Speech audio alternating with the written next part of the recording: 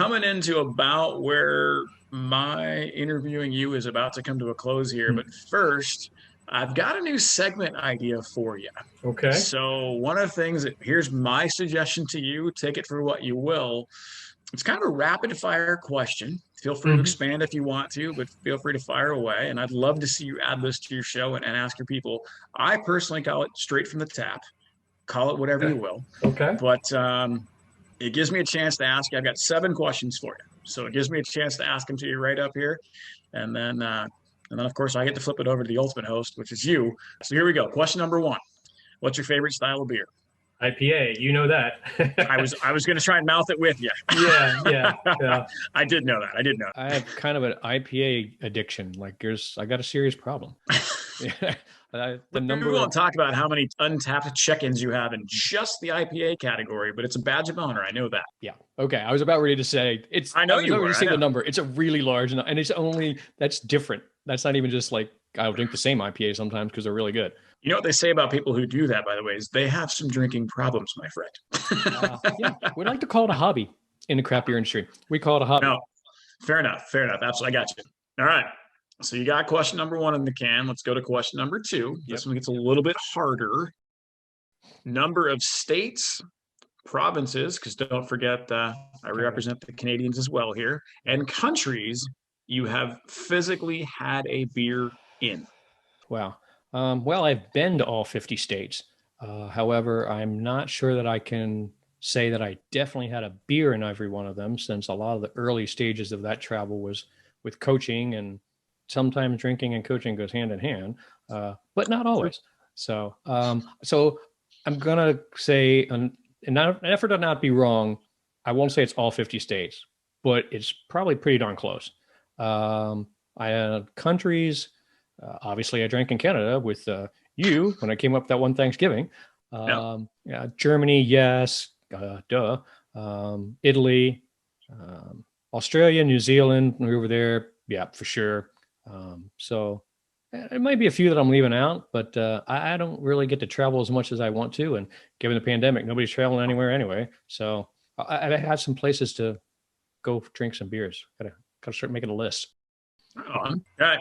Question number three, Jer. Tell us about your most memorable beer drinking experience. So last year that I was in coaching before I made the transition and left, uh, as we're former coaches, Denver, Crossroads, big tournament. Shout out to Eduardo Frilos. This you're in a craft beer area that's just a huge pocket. So much great craft beer in Colorado. So the last time around, I went out a few days early before the tournament and spent a couple of days where I just drove out to Fort Collins.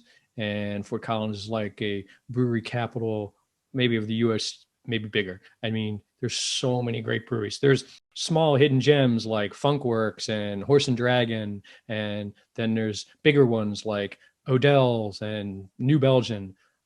So I just spent a couple of days just hitting as many of them as I could, which in and of itself was good and was the plan. But the trick was that there was a tremendous snowstorm that was rolling across the country and rolled right on through Colorado. I got in before the snow endangered the event and people couldn't get in and all this other stuff because I went early. Um, but that meant the couple of days that I was in Fort Collins, and I'm driving around in snowstorm that's snow's blowing sideways and it's accumulating by the half hour. And they're no stranger to snow, like you in Alaska, no stranger to snow. And they were still like, dude, it's kind of dangerous. It's like, I can't believe you're out here. I'd go to a place and they're like, we're gonna get ready and close, so we're gonna drink a beer, we're gonna leave. I'm like, we just got here, it's like not even noon. And they're like, it's getting dangerous, we gotta go home, we gotta be safe. So I think the combination of all that and people saying, you did what? And I'm looking at all my check-ins for that. They're like, holy crap. And I was like, yeah, I did it in a snowstorm, driving around in a rental car for a couple of days. So we'll make that pretty memorable. Hope you got the insurance on the car. Yeah, you scale. I lived in Minnesota for 3 years. I mean, you learn how to drive in the snow. You know how to drive. It's not that bad. You just gotta be careful and it's fine. And it wasn't like there were a lot of other people out there on the road. That's a good point. You had the roads all to yourself. Exactly. Question number four. What is your favorite brewery to visit? Well, you don't want to alienate anyone. There's so many great ones out there. But if it's, hey, anytime I can get there, it's got to be Leinenkugel's. When I lived out there in Minnesota and we drive over there into Wisconsin at Chippewa Falls, definitely there. We try to go every year for their family reunion, which was a Saturday before Father's Day. And it's just a huge event. It's there. You get brewery tours and there's free beer and there's food and there's music and just, so many things going on. And it's all to appreciate the customers. Leinekugel puts it all on. They don't charge you a thing. And you get to meet amazing people and hang out for a whole day. And so, Mike Hall and Andy Saylor and I would go out there and try to even go, even after I left Minnesota. Came up my first year in Texas. I was like, hey, Mike, we're going to go. And it was a great time. And they gave us a coupon for a 12-pack of beer free. And so you go pick your 12-pack from about 7-8 different kinds. And I got my Sunset Wheat, which has sadly been retired. And he got his canoe paddler. And so it was great. Went back to the hotel. And after that, we're like, hey, we got some beers to drink. And I was like, wait, I flew up from Texas. How am I getting my beer home in his bottles? And he's like, hey, more free beer for me. So I think Mike still has my beer. So Mike, I want my Sunset Wheat back. I'm coming for it. Mike, Jerry's asked for his beer back. If you can go ahead and send it to him, not the empty bottles that probably don't send me now. the empty bottles. That would be bad. That would be bad. I thought you might go the Leinenkugel because I know you've been multiple times. I actually, when I bought this 6-pack, and it's the Snowdrift Vanilla Porter, and it's really tasty, but I bought it thinking about you, my friend. It was a way to stay connected over the miles. And yep. In fact, Jill, who is not really a porter fan, starting to get better at it now, but Jill, my wife, by the way. So we took one sip of this, and I was like, hey, do you want this one or the other one? She took one sip of this one, snatched out of my hand, and went, nope, that one's mine. Okay, you can have vanilla porter. Comes from knowing you, my friend. Comes from knowing you. All right. Question number 5. And again, don't overthink it. Just jump right in. Your favorite place to kick back and have a cold one in person? Wow. That's a tough one. There's so many different ways you could go with that. Anytime you can drink with friends, that's going to be great. It doesn't really matter where you are, just hanging out and drinking with friends. Obviously, it's what we all miss being able to do during the pandemic. But the weather's nice.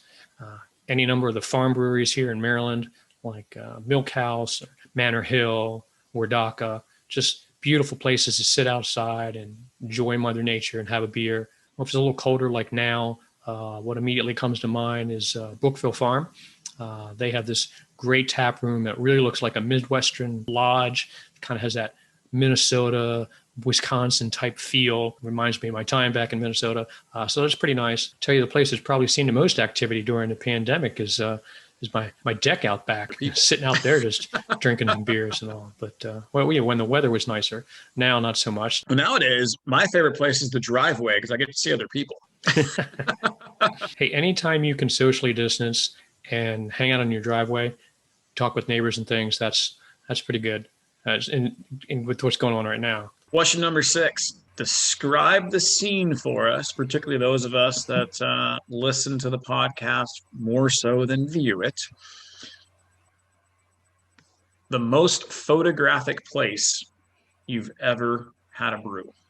Sitting at the end of a pier, you're like your own little private pier and dock with a couple of wooden chairs there. There's water. There's all the leaves and everything have changed for fall, as I love the fall. So you've got all that gorgeous color and that crisp kind of smell in the air, and it's just a little bit of coolness and dampness, and sitting there just drinking a beer, watching Mother Nature, or even the sunset. That's what I'm going to go with. Well, I don't know if you've seen what weather's like here in Alaska, but it was 5 degrees here last night. So outdoors is not my favorite option currently, unless there's a heater involved. Yeah, you definitely need to have a heater involved. Final question for you here. Question number 7. When COVID-19 is over, who are you looking forward to sharing a pint with? Anyone. Seriously, I will share a pint with anyone willing to share a pint with me once this quarantine's over. That's how bad it's been for me. Man, we might have been bitter enemies before, but after all these days of quarantine, I'm like, I'll probably share a pint with you. Obviously fly out there to Alaska and have a beer with you and, share one with Eduardo in Colorado, and I owe more than a few down there in Georgia with Scott, and get out to see Mike and Andy and the group that's out there in Minnesota, and up to see Rich in New York, and Matt up in Connecticut, and Phil down in Tennessee. So plenty of people to drink beer with. I don't think that's going to be a problem. Finding people to share a pint with is not going to be a problem. No, I think it'll be pretty easy, right? Well, it's a cool segment. I like it, straight from the tab. Very cool. If it's a good name, I like it. Yeah, we'll have to see about that becoming something that we rapid fire throw at people in the future. I think it'll be fun for you. I think you'll have a good time with it. And I think, again, it's one of those things like we talked about where if it's a constant thing, people will kind of look forward to it, right? Absolutely. I hope that our audience enjoyed it as much as we did. I hope so too, man. It's been seriously a lot of fun. I really appreciate you letting me be here on the show and kind of getting a chance to chat with you. And I really kind of appreciate getting a chance to draw you out a little bit too, because it's the brain behind the other voice on the camera and on the microphone that is asking those questions. So thanks, man. Yeah, I appreciate the suggestion, sir. Prost. Prost.